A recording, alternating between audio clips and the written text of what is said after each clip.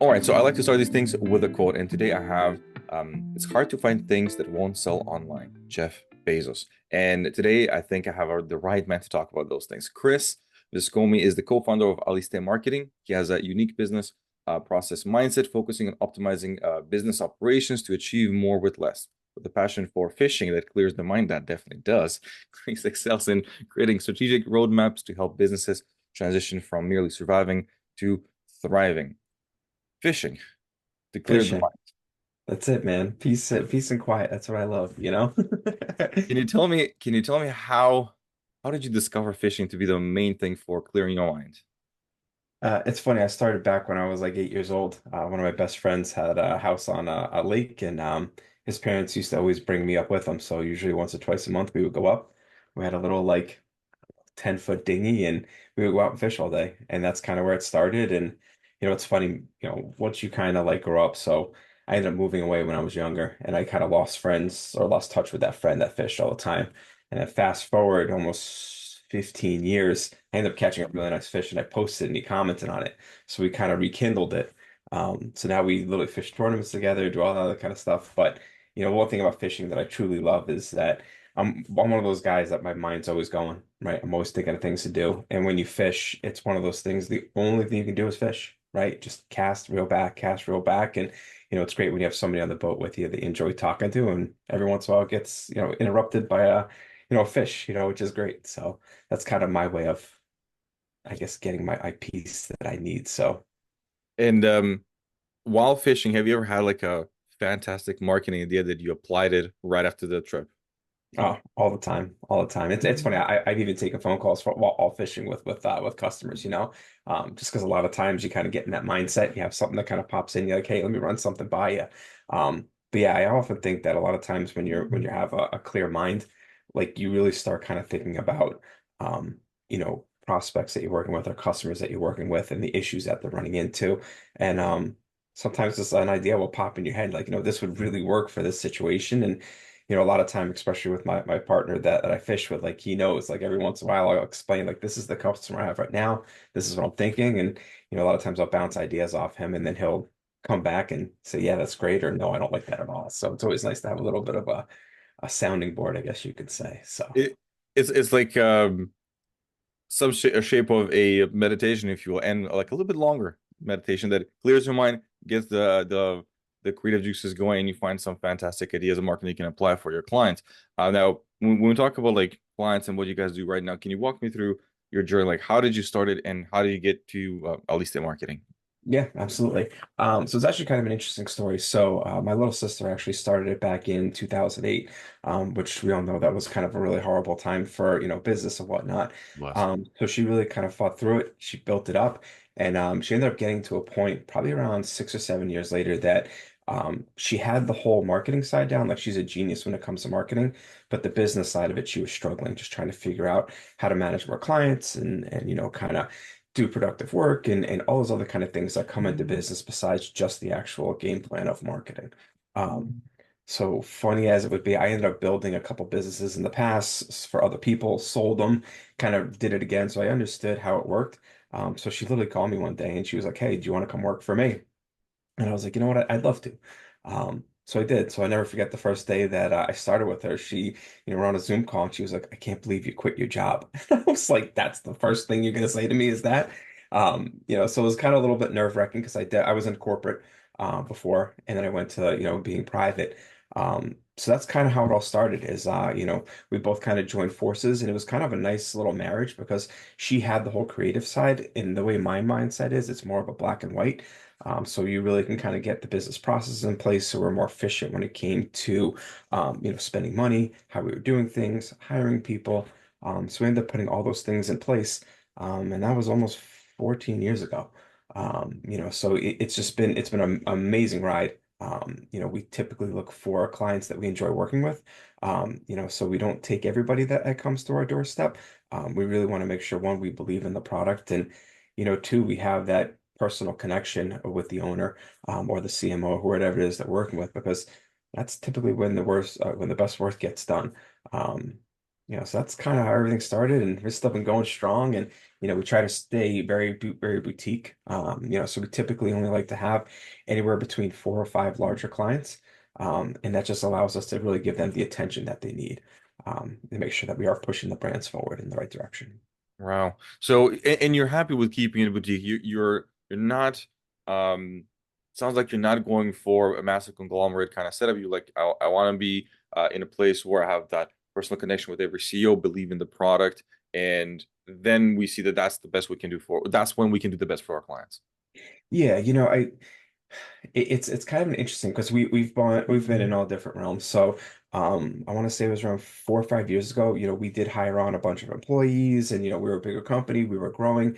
And what we just noticed was that the amount of work that was getting done was great, but the quality of work, it's not that it wasn't good, but it wasn't personalized, right? So we just started becoming another marketing company where, okay, we got a new client in, we're going to do X, Y, and Z, and okay, we're going to have a phone call with them once a week. And it was more of just a transactional, which it's not us. We really like to kind of join forces with the people. Like, I don't want to say they become family, but they almost become family. Even customers that have left us in the past, we still see them. We still go out to dinner with them.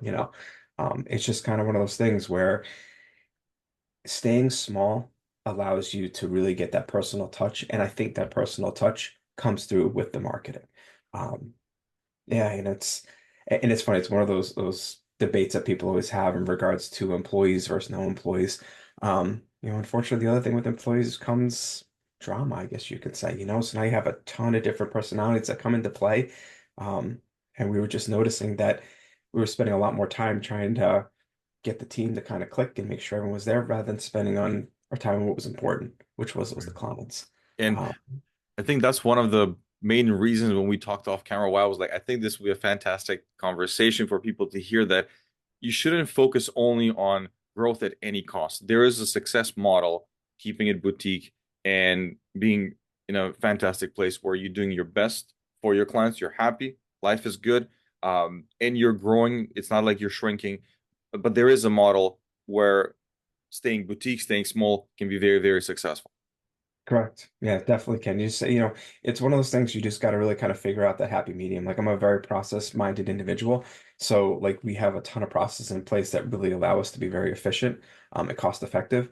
So the cool thing is that, we make good profits, but we're able to kind of give it back to the customer. Like we're not charging them an arm and a leg because, we don't have huge overheads. We don't have employees and this and that. So, people when they work with us, they're really getting kind of a good deal with the marketing piece because they're getting a, you know, top of the class marketing company for, pretty reasonable cost. So, um, And when can you show us um like what was the ideas when you were like, look, we first we're going to expand because obviously you got to that point like, look, we need to do this. And what was kind of the idea at that point? What were you thinking? What was the goal when you started hiring and growing?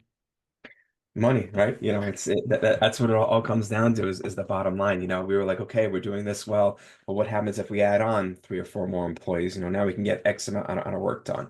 Um, so that I was kind of the mindset is that we wanted to start to get to be a huge company.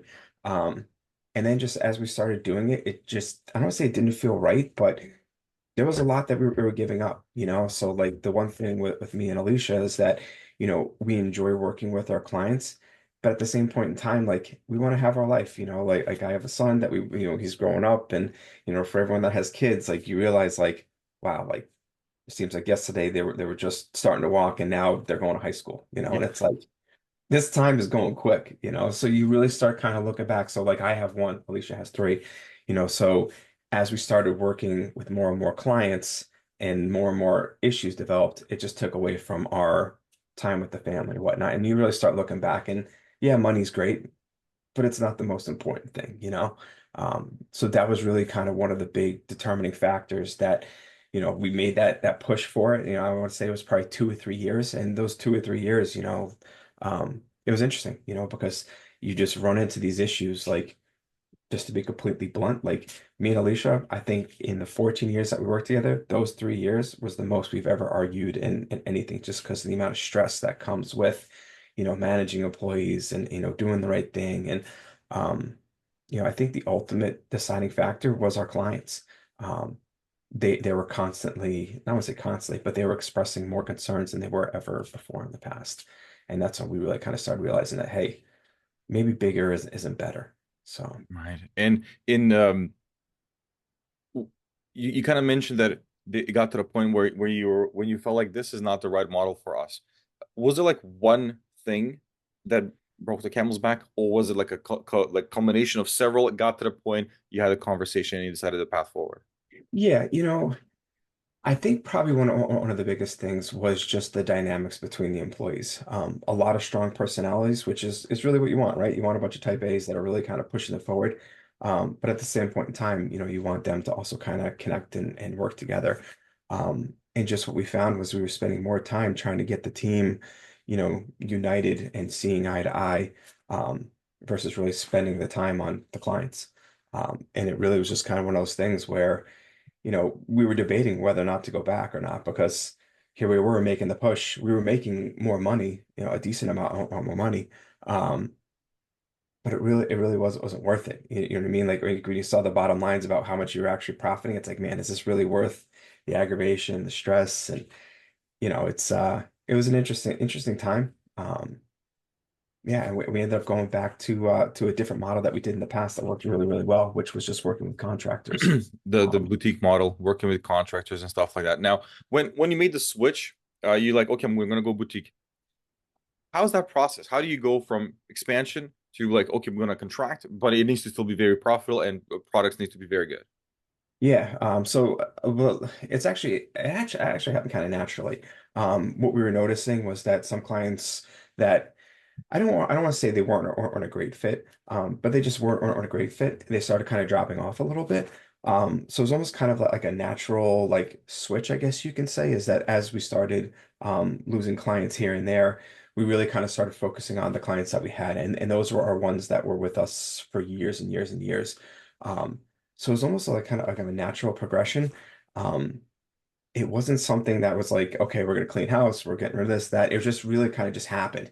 Um, for the better, and it's kind of one of those things where we were lucky enough that we didn't get rid of the previous model, right? So our previous model, we always worked with contractors. Um, and it's funny, people have different opinions on it. I personally love it because each contractor that you work with, that's their business, right? They don't do a good job, you don't hire them again. So they are really kind of putting their best foot forward. They're getting the work done, in a timely manner. They're there as a partner with you to kind of push the needle forward. So we never got rid of those relationships. And in fact, what ended up happening over those 3 years is that we needed more contractors to kind of help us with the amount of workload. So we met a ton of great people. So literally, when we made that switch back to it, now we had all these different contractors that could handle all these different areas of marketing that really allowed us to put together basically just a very, very good marketing output for any one of our clients. And the great part about it is like a lot of times, like when we first started doing this model, people were like, we develop a strategy, develop a plan, and then we say, okay, now you need to implement SEO or PR or whatever it is. And the next question would always be, well, don't you guys do that? And we're like, no, we don't. Unfortunately, got to find somebody else. And what we were noticing was that they were struggling finding them. So that's kind of where we made that switch. So that's why we actually call ourselves a collective because we have all these different individuals. So when somebody does need something specific, we have two, three, four deep within that category that really kind of specialize. And we can really kind of customize to whatever the client's looking for. Wow. It's Yeah, it's well, it's a it sounds like a natural progression where the starting effect was clients that were not a good fit. Those were the ones that naturally kind of said, "Hey, thank you so much for everything. We're parting ways." And people associated with those projects basically said, "Project ended. Thank you so much. We're parting ways." And that was kind of like, okay, I feel happier. I see that this is going in the right direction. It really is not a good fit. We're just gonna let it kind of end naturally, or we will cut ties. And everybody associated with that project also leaves, but keep the contract relationships because they're laser focused on one thing and they're very good at it and they treat you as the client. So they want the best foot forward. They want you to be very happy and they have a entrepreneurial mindset, if you will. Now, when you were doing that, did you see um, a change in the bottom line? yeah, We honestly, for the better we did. And really the reason why was because um, as great as it was to have employees, you're losing their salaries, employee tax, which is a huge one.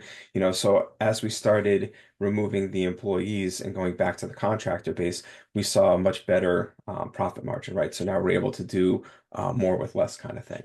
Um, so yeah, it was a really, really good change back to the way it was. Um, Um, if someone is thinking like, I want to work with contractors, but I had some bad experiences, what are the stuff that you set up to make sure that relationship is very good? Yeah, I don't get me wrong. We've worked with I don't want to say a ton, but we've worked with our fair share of contractors that just didn't fit what we were looking for, and it happens. So um, a lot of times what we do is we would hire them on for smaller projects. So that's usually what we typically do, right? So when we do meet a new individual that we feel would be a good fit and do quality work, we typically will start them out with a smaller project. And that really kind of gives you an idea of one, their work capacity, their work quality, and just the relationship. Like that's the cool thing with all of our contractors. I can literally call them at any point in time, on the weekends, whatever, and they'll answer, versus, employee, like, I don't want to say you want to give me your space, but like, I wouldn't call my employees on the weekend, like I would fix the problem myself versus the contractors. They're like, nope, just shoot me a text if I'm available. Great. And I mean, we have such a good relationship that, they'll say, hey, I'm on vacation, man. I can't help you out. I need you to do whatever, which I get it. So it's just a different kind of atmosphere um, that you have, I guess you could say. And if you are starting someone on a small project and kind of moving them to a bigger project, um are there things that you look at to make sure they fit within your company, within your culture? Yeah, a lot of times before we even put them on a project, like there has to be that kind of synergy between us. So like typically we'll go out for coffee and whatnot, kind of meet them face to face, because they're now going to be a representative of our company. So I want to make sure that when I'm throwing them up on the camera, they're going to represent Aliste and not hurt the brand. Um, which I'll be honest, we've been very, very lucky, especially with the contractors that we have. I mean, we've had some of these relationships for God, longer than I've been here. So it's really kind of been good, and it's one of those, excuse me, things that help too, like with your business, because as you're throwing them business, a lot of times they're throwing you business. So it's kind of cool when you work with contractors. We try to work with contractors that don't overlap too much what we do. Um, and it's worked out very, very well. That's for sure. Something that you mentioned that is very interesting that I think most people don't do, and maybe you're just in a fantastic situation. You meet with them face to face. Sounds like you're going more for people that you can actually meet as opposed to virtual or somewhere across the world contractors. I'll be honest with you, we have contractors I don't want to say all over the world because we typically have United States and Canada. But look at me and you, like every single time we hop on the phone, like we're always laughing and having fun. That's what we look like. That's what we look for with our contractors. It's just to have that open relationship where you can joke around, you can laugh, you can have a little bit of fun, and you truly care about the other individual. It's not so business oriented. Okay, what do you need? Okay, I'll do that. All right, I'll get back to you in a week. Like, that's not fun, like, That's right. I'd Yeah, rather laugh a little bit and be like, all right, like this is what I need. Great. How's your weekend going? Good. Kind of go on from there. But yeah, sometimes you just know, sometimes you meet people and you just kind of click. It's like, I think you're absolutely right about that when you talk about like caring about the individual. I think that's why in my company, I don't call anybody a VA because I feel like it's such a cold term. Like if you work from home, it's a remote, like they're just a person. You can call them an employee, you can call them a contractor because I feel like that is a more realistic kind of explanation of the relationship you have. A VA is like, I mean, virtual assistant. They are real. They're not virtual. Like hmm it's a real person. And I see a lot of times when I do my hiring, they would start working here within like 2, 3 weeks. They'll say like, this is a very different environment where I've been before, where I wasn't treated like a real person. Like you just get like these messages in the middle of the day, middle of the night. They're expecting things happening. There's no consideration. Installing trackers on my computer, installing all these things. Like not, the on the other side, you will never kind of experience that, and that's why, at least for me, I there's no one that is a VA, quote unquote, in my company. They're contractor or an employee because I feel like that is a more descriptive or a more real descriptive thing of the relationship that we have, and I think that then helps the client as well, because the person is very happy what they do. They are building a they're building a good relationship with me. And because they're like, look, this is a fantastic place. They're getting good clients. I like to work with these clients. Now, when you started shifting and when you started kind of niching down towards your ideal clients and ICPs that you're working with, how does that look like today? So it's interesting. So today, like it's literally just me and Alicia. So we literally run the whole company, and then what we do is we typically will bring in the contractors. We do have, so like you said, like we do have, I guess you can call them VAs. Um, but we don't treat them like VAs. Like we treat them like they're part of the family, you know. And I think that's one thing that we try to do is like we really try to keep this business family oriented. Me and Alicia, like we grew up together, like our family's very, very tight. And that was one thing our parents instilled in us is like family first kind of thing. You know, so when we work with people, with contractors, like we treat them like family, you know, like we're truly like concerned when something goes wrong, you know, like when they have a big moment in their life, like they're getting married or something like that. Like we're all about, you know, helping them, making sure they have the time off that they need. And, you know, I don't, I'm not sure if you're married or not, but I remember when I was married, like, or getting married, like I wasn't happy because there was like so much crap going on you got to figure out, and then you got work and this and that and whatnot. Like it's a very stressful time to get married, you know, and it's kind of one of those things where like we want to make sure that our employees have that positive mental health too, knowing that okay, as you're going through the process of planning a wedding or whatever, like you're gonna have the time, you're gonna have the support from us. You know, we really kind of pride ourselves on, we hate the whole I say we say this, and this is kind of more from my corporate background. Like I'm used to the, the 8 to 5 kind of job. So a lot of times when I sign on, like that's my work time. But we don't hold that with our contractors or with our employees in the past. Our big thing was like, look, if you have work, get it done. If you want to do it during the day, great. If you want to do it at night, that's fine too. As long as it's done, you know. So it's, kind of one of those things where it's like we understand that people have lives as well. It's a personal thing, and then work fits within the personal life, and that's the right way of kind of going about it, because that makes the best products and the best service, and the clients feel that. Now, um, the clients that you work right now, what is the ideal client that you work right now that you deliver the best results? Like, I know you guys are in the marketing space, but talk to me a little bit more about like specifics. Yeah, so we have kind of two different, I guess, strategies. So two different clients, right? So we have our bigger clients, which they need the whole full-blown marketing department, right? So the larger companies, I can't really say one specific industry because we work with a ton of different industries. But typically they need from beginning to end, right? So we'll typically come in, build out a strategic marketing plan, present that to them, and then once we get the approval, like this is our personally our favorite kind of customers, is that they see the plan, they approve it, and then they say, go work, go do what you got to do. So this way they could focus on the business and running it. And then we meet with them periodically, say once a week or whatever, really just kind of to figure out, are we going on the right path or whatnot. Those are our favorite ones because they literally let us go and they let us kind of use our imaginations on how best to promote the brand that they're representing. Our other companies that we love working with are product companies. So, it's interesting because you meet all different companies, all different stages of life, or I should say the business life. So sometimes they're just starting out, but they need everything that, a huge company would have. So in the years past, we ended up developing like actually a package Hmm. that includes social media content, video, ad management, and we kind of really put this together. And this is kind of one of the bigger products that we sell is individuals that have a product. We like to work with them, and we literally take over their social, everything else, just to kind of get them starting to kind of get that flow going, with the product and the business. Those are kind of our two key Hmm. clients that we typically And look for. when you and I think we've mentioned this off camera as well, when you mention like purpose-driven brands, um,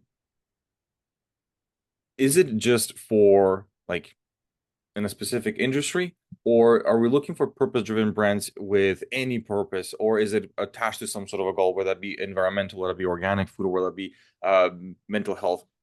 Is there any kind of thing that you see that you guys deliver the best results, or would like to work more, or as long as they're purpose-driven, there's a mission behind the brand, that's what we can help? Great question. Great question. So really what we specifically try to focus ourselves on are companies that are eco-friendly. Alicia always says she's a hippie at heart. I'm a naturalist. Like I always love being outside. So we really like to work with brands that are just trying to make the world a better place. So those are the ones specifically that we try to market to, really because those are the ones that we feel we have the best connection with. Um, so yeah, those. I'm glad you brought that up because that's something we absolutely love to do. It's really kind of And work with ourselves. what are the biggest challenges for a brand that is purpose driven, eco-friendly, that they have to overcome when they do their marketing? I think with marketing, it's kind of a happy medium between two things. One being like the product itself, right? You're trying to sell the product. What I've noticed in the past couple of years is people, they buy products, but they don't specifically buy products. They buy the story behind it, right? So a lot of times what we notice with these brands is like when they do their marketing, it's specifically about the brand, but it's not about like the company life, that they're going and, cleaning up rivers or this and that. Like that's the whole story. Like that's what people want to buy into. Like, if you're looking at a store and you have, I don't know, say a roll of toilet paper and one's just made typically normal, whatever, and another one next to it's made of bamboo. But the whole story behind it is, this is how we get it by doing this. It supports this culture and this environment. Um, which one are you going to buy if the price is somewhat similar? You're typically going to buy the one with the story behind it. So I think to answer your question, that's probably one of the harder things that brands run into is that happy medium between promoting the brand as well as promoting the story.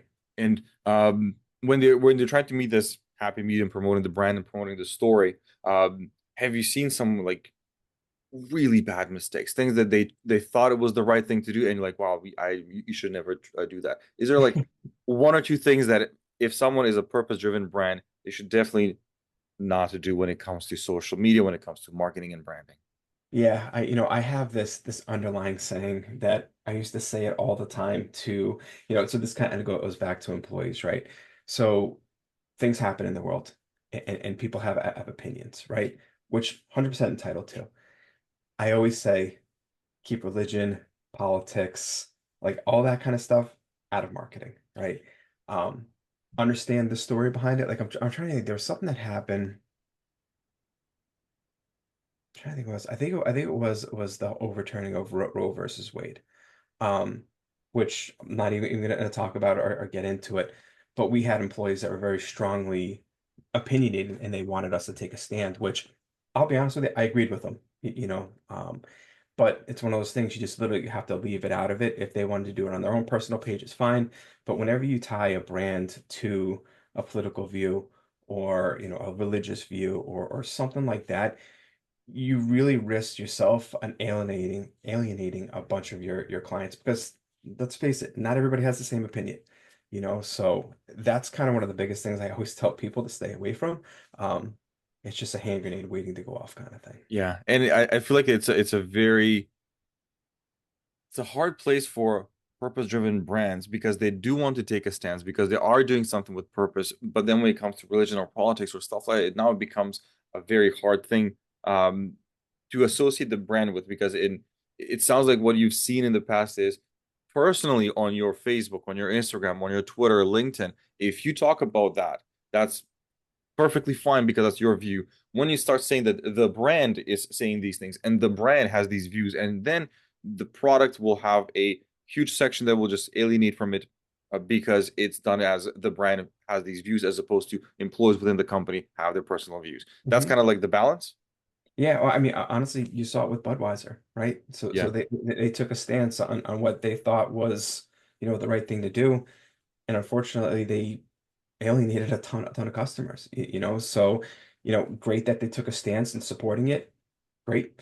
Um, it's just unfortunately not one of those things you want to do when it comes to a product or brand. Because, like I said, like everybody's different, everyone has different views in it. What may bother one person may not bother another person, but you won't know until you do it.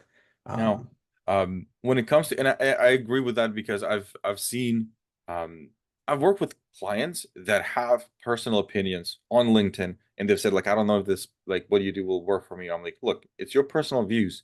The moment you attach that with your post about the company, then it's different because it's how you will service them. And that's how it's like associated and affiliated. That's what I've seen when I work with clients, because I've seen some that express very political views on their personal LinkedIn. When it comes for their brand, they're not there. When they talk with their clients, they just talk about the stuff they got to do.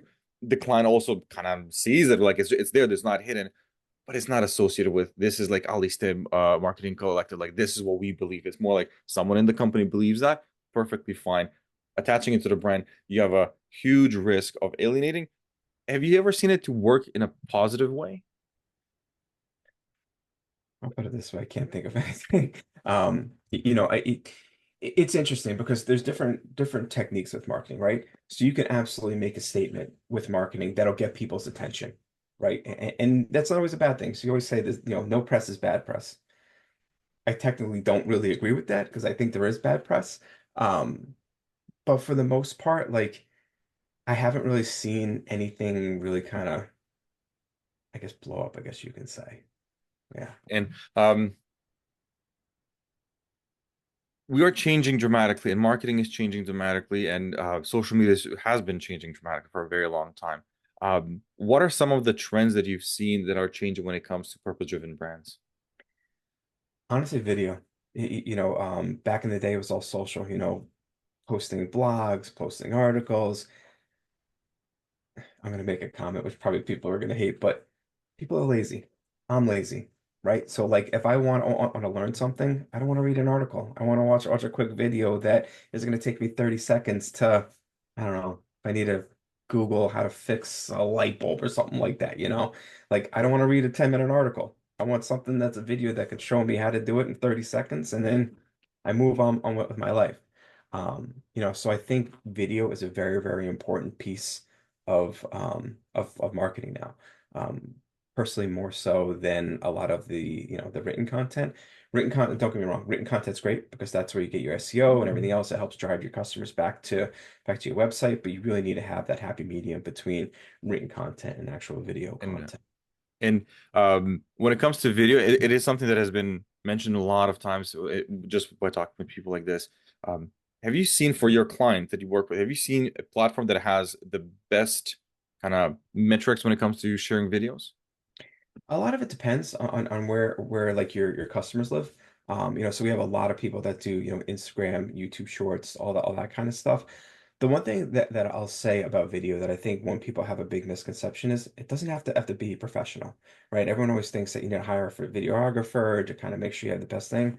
Some of the best videos that we do is literally just us posting something. Like I'll give you for instance around so me and my wife we volunteer at a dog rescue and they ended up getting a bunch of dogs in and I said to her I go why don't we foster a dog just to kind of help alleviate some of the pressure and we did so what ended up happening was I ended up making a video really really quick introducing the dog's name was Saul and that had some of the most views. It had nothing to do with marketing, nothing to do with anything, but it was just kind of one of those moments to kind of like take a break from your work, look at this cute dog and whatnot. And that ended up having a ton of views.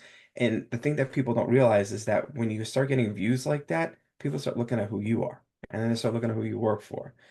So like videos don't always have to be about the brand, about the product. It could just be, I mean, hell, some of the best videos are like the days out with the employees, when they have employee events. Like that's some of the best stuff. People want to buy a story.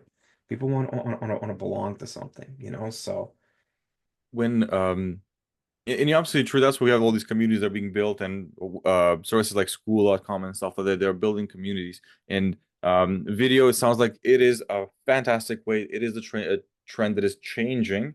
But I feel like there's a lot of people that kind of know that they don't need to do like high production, but storytelling. Storytelling is something that it's a struggle. Do you see a pattern when it comes to storytelling in videos that really work well for your clients? yeah, a lot of it, especially when it comes with like the product brands, like we always say, like show behind the scenes, right? So like show the making of the product, show how you package it, show the differences that it makes. Like those kind of things are what people kind of like buy into. Um, so like that would be the stuff that I would personally focus on. I think that answered your question. That's right, like more behind the scenes stuff. If you're focusing on storytelling, do more of the behind the scenes stuff, and the other stuff can be a little bit raw, unedited. Don't focus too much on the high production as long as you're telling a story because people want to buy into a story. Now, these are the changes and these are the trends that we do see now.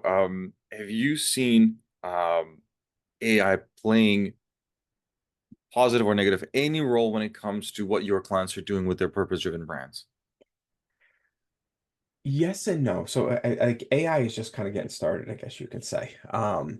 So yes, when it comes to, writing blogs and all that kind of stuff, like it's great because it makes it nice and easy to do. The only thing you just got to be careful of is that sometimes with AI, you lose that personal touch. Like I don't want to say I can always tell when an AI writes something like a post or whatnot, Yeah. but a lot of times you can, and it really kind of misses the mark. So the one thing I will say with AI is that if you do use it to create posts and whatnot, you still need to have a human kind of read over it, touch it, make sure that it is speaking to the right people and it is, promoting the message that you want. I honestly think AI in the upcoming years is going to be a game changer. I mean, look at half the stuff that's already coming out. Like, there's videos of people, like, I saw a video, I'm trying to think what it was Joe Rogan.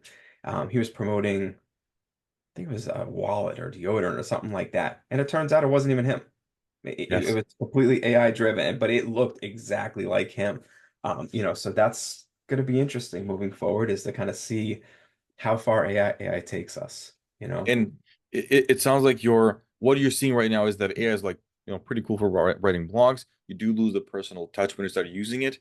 But if you do decide, or if your clients are using it, it has to be read through with a person to make sure that it's on point, on brand, and all that stuff. Have you ever seen some of your clients say like, no, we're pretty good. We trained the models. We've loaded a bunch of prompts into it, and it's on point, on brand, with like very minimal involvement of a person. Um, I personally haven't. Now, with that being said, I actually talked with an individual this past week that developed an AI program that really took into consideration the human aspect of it. So they ended up showing me two blogs that were written. Both were by AI, and they basically asked the question, which one did the human write, which one did the AI write? And the one that I picked, I said, this is the human. And he goes, believe it or not, both of these were written by AI.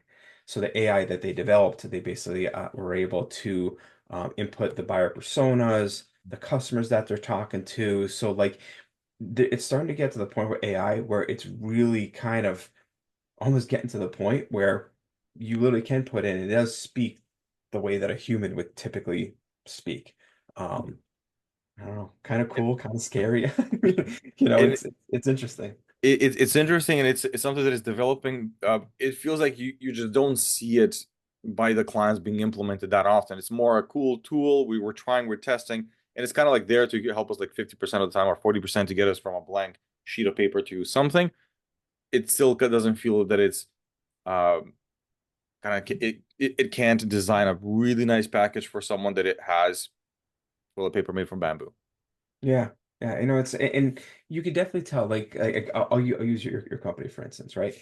We've worked with LinkedIn companies in the past that used AI, right? But you can completely tell. You completely tell the outreach, like you got it, everyone gets them, the 20 million, hey, you want more leads, like then we started using your company, and your company has the human touch to it, where people are actually contacting and talking.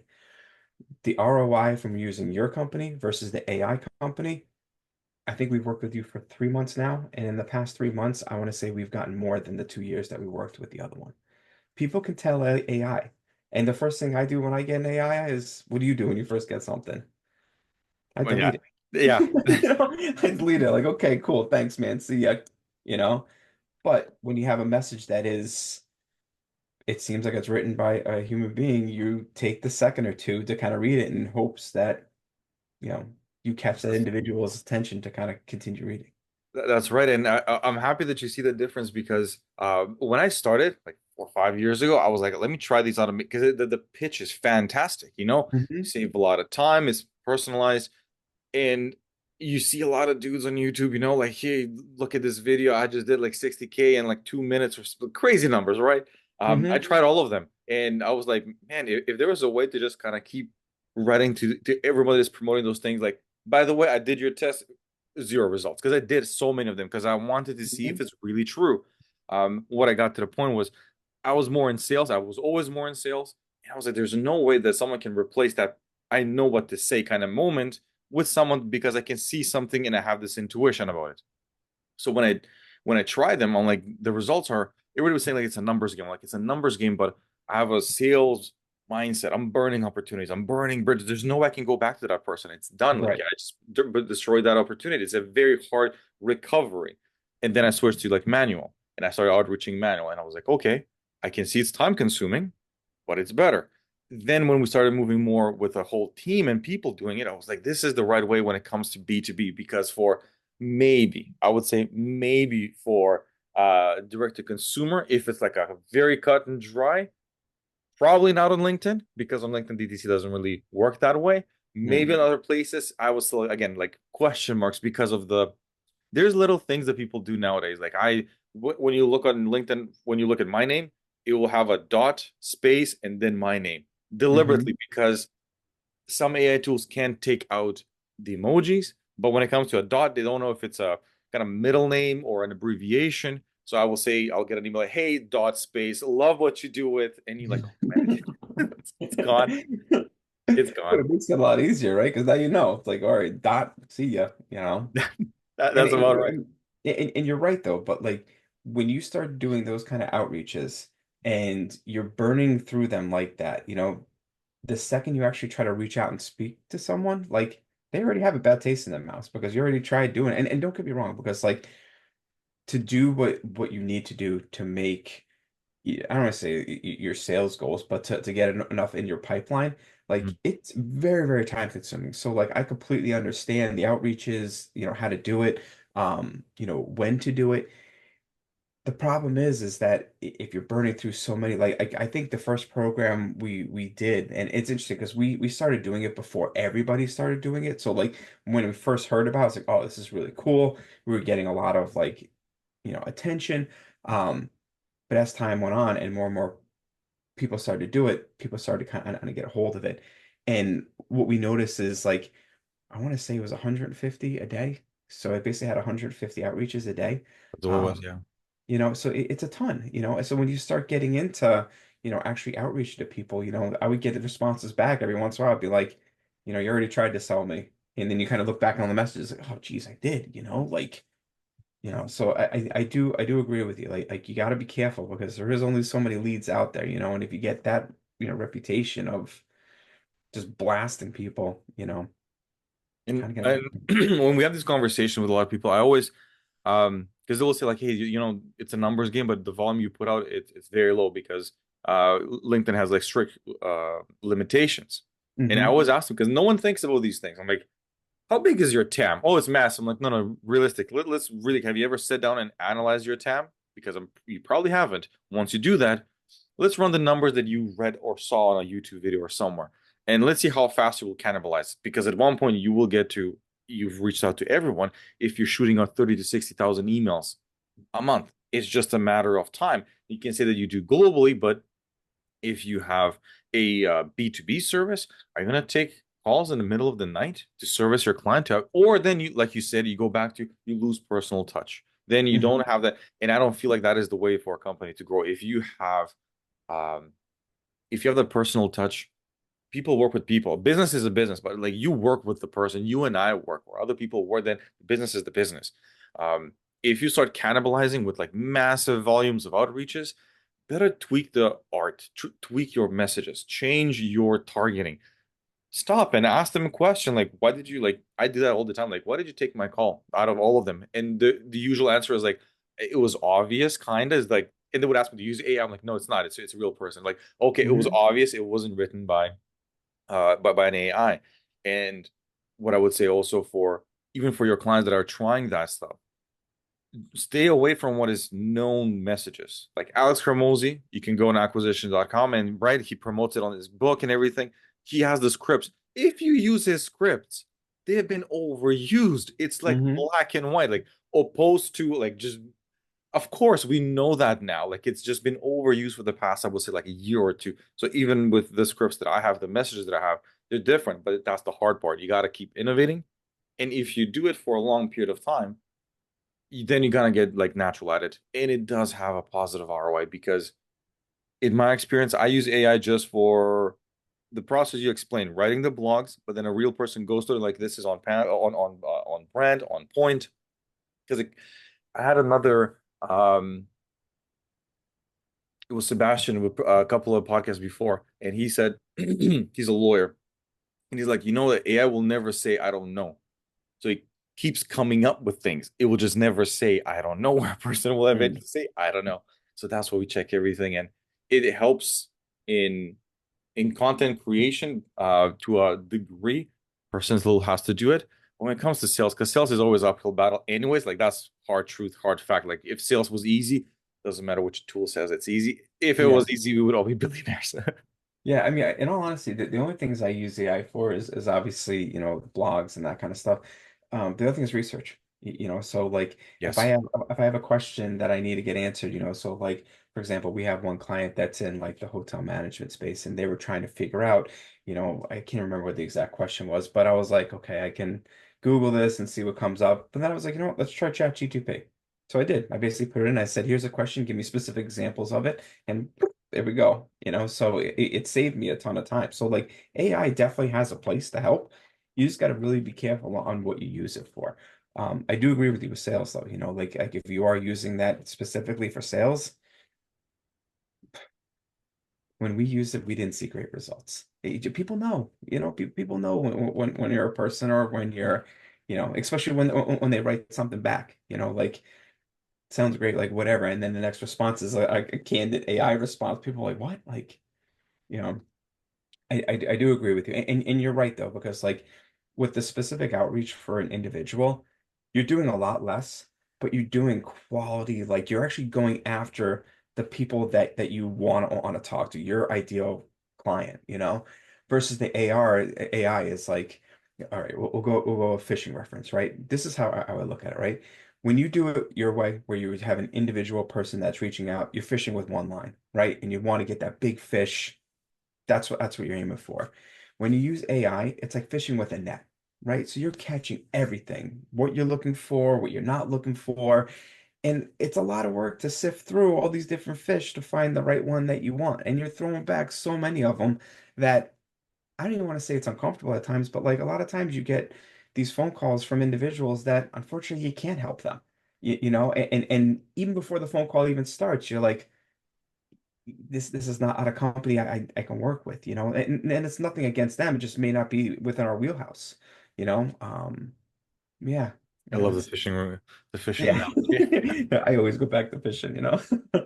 It is a good one because you know what? When it comes to fishing with one line or net, people, I've seen it a lot more in the beginning. They would do that, but all the big companies they will say they have outreach, but look at their outreach. Look at how they're doing the outreach. If it's an email marketing, um it's not cold email. You made some sort of opt-in or something like that, and then they start reaching out to you. So it's not so cold. And if you're going on LinkedIn, they have people like huge teams that do the outreach. And I haven't seen I haven't seen automation tools or anything like that that have been like endorsed by someone to say like this is fantastic. I use this one. You should guys can kind of keep hammering it yeah, keep using it. I've seen it when it's for cold email, a lot for cold email. They will mix in like, oh, you can start a sequence and then you can have some LinkedIn interactions and kind of like that. But when it Mm. comes to B2B, and someone is like, I want a personal touch. I want to build a relationship with my clients. I want to scale it that way.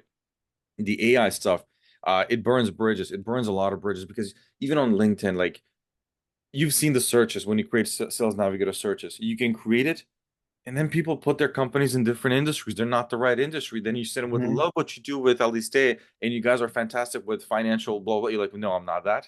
That's not what I do. It's Um, embarrassing. it is because the people put themselves in different industries. So when you have a real person going down the list and looking at everything, you increase that chance of having the right person and talking with the right person. And those like the targeting, I would say like is the massive one. And then it comes with the messaging and then the follow-ups. How do you do those things? What is the way that you have your sales pipeline to work? And um, it's a very different game than the other ones that I've seen so far. But uh, I think maybe 2, 3 years and AI will get to a point where they will replicate someone. But if you stay original, if you have different copies all the time because you've been doing it for a long time, the AI will need like a lot of time to figure out your way as opposed to something that is publicly known and take those scripts and kind of like, hey, there go, use this one and have zero replies. Yeah. I also think it helps when you get the person on the phone, right? Because now you've already talked to them like a person, right? You're not trying to go from a computer to a human, right? So you're already developing that rapport with them. So when you do get them on the phone and you are talking the way that your outreaches sound like it makes it a lot easier to have a legit conversation. I mean, look, when you're working with a client, the reason why they're working with you is because they trust you, right? So if right off the bat you're initially you, it makes things a lot easier. I mean, I'll never bash AI because I think it has as a good place for it. You just got to really be careful with how you use it, I guess you can say.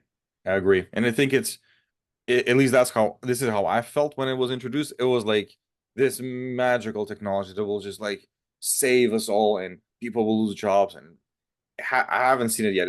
2 years that I've been using it, it's good to kind of get you started. So you're not looking at a blank screen and like, what do I do here? What do I write? Hmm.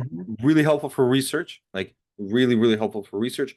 But even there, what I noticed, what I'm starting to do is I didn't marry one, like ChatGPT, that's about it. I tried, and I'm trying all of them. They all give you Hmm. different results because they have different databases. Hmm. And even Gemini from Google, you would assume, okay, it's going to pull the best stuff from Google. When you cross-reference, like, man, all of these things are not really, the research itself is not aligning. Some are slightly different because they're pulling from different, whatever their models are. And it's good for research and it's good to start from somewhere.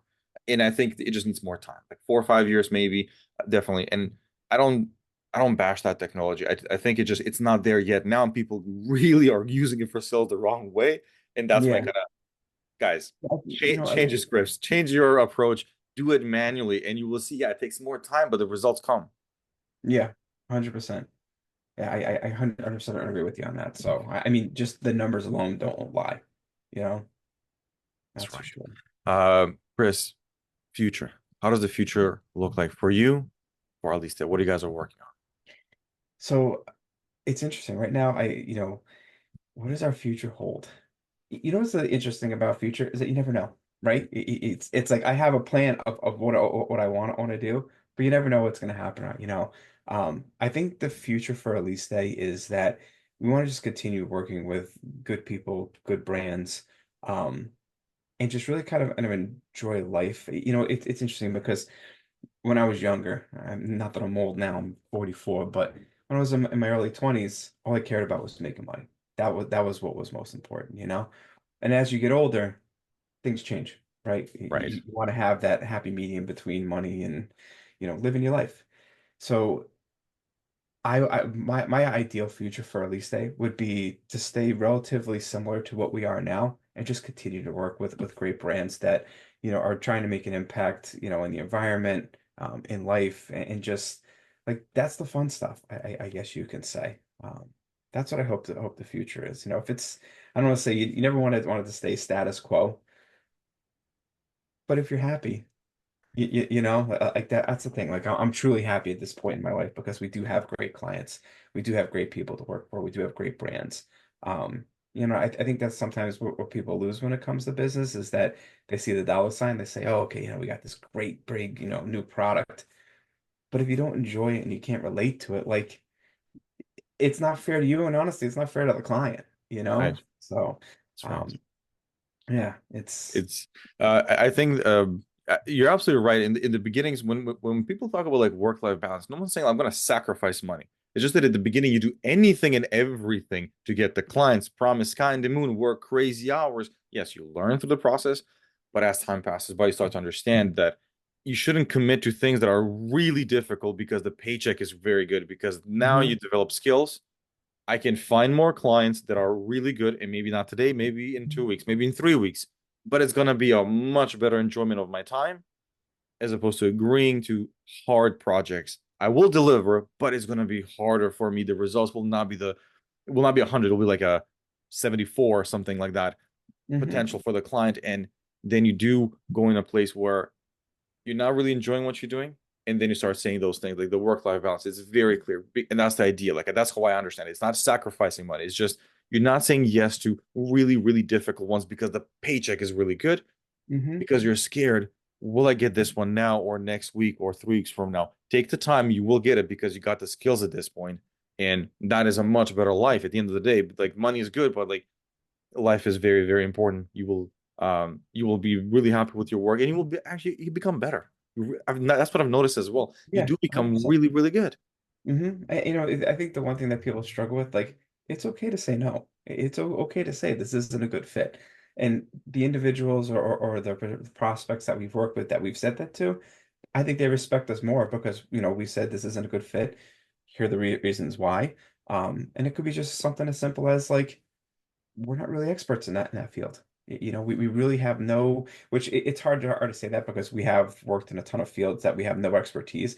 And one of the reasons why we love doing it was because we could bring a fresh new look to it, where somebody who isn't experienced, if I was to buy, like, how would I talk to myself to become interested in this? But there's products out there or stuff out there that is just it's like I'll give you for example, like um typically like financial we typically try to stay away from legal we try to stay away from um and the main reason why is because of all the compliance, all the things you have to do, so like you can't really be creative. Yeah. You're literally, I mean, we've done it in the past where we work with financial planners and, we develop a beautiful editorial calendar and then they send it to their compliance manager. And at the end of it, it's like a sentence, like, you should invest money. Like, like it gets so cut down to the point where it's not fun. It's not who we are, So, a lot of times, when we do have clients that come in like that, like we'll give them a ton of ideas of, where to look and what to do. Um, but for us, it's just, I don't want to say it's not worth it, but it's not fun. It's not You fun. And at least what I've discovered as a solution is having that network. And if someone comes that way, they say, "Hey, look, like I don't do that, but Chris from Aliste, I think you should talk to him.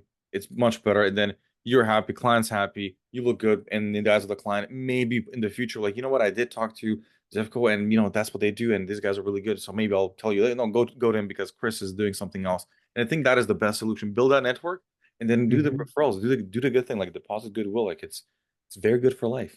Yeah, 100%. And the other thing is too is that when you have those connections and you refer them to them, a lot of times what ends up happening is they're going to get somebody that they don't necessarily connect with, and they'll say, "Hey, go talk to Chris." And then so it's nice because it may not be the client that you're giving away, may not be the client that you want, but sometimes you may get a client back that fits perfectly into your wheelhouse. That's right. Chris, if people want to get a hold of you to work with you, how do they do that? Absolutely. So, honestly, best way to get a hold of me is my email. So, chris@alistemarketing.com. Um, More than happy to chat. If you guys have any questions in regards to marketing or think you need it, don't think you need it, like by all means, we're a very easy kind of company to work with. So, love just making the connections. So, Awesome. Chris, thank you so much for the time. I learned a lot, especially about fishing for references. we haven't even scratched the surface, but Awesome. Man. Thank you so much. absolutely. Thanks for having me.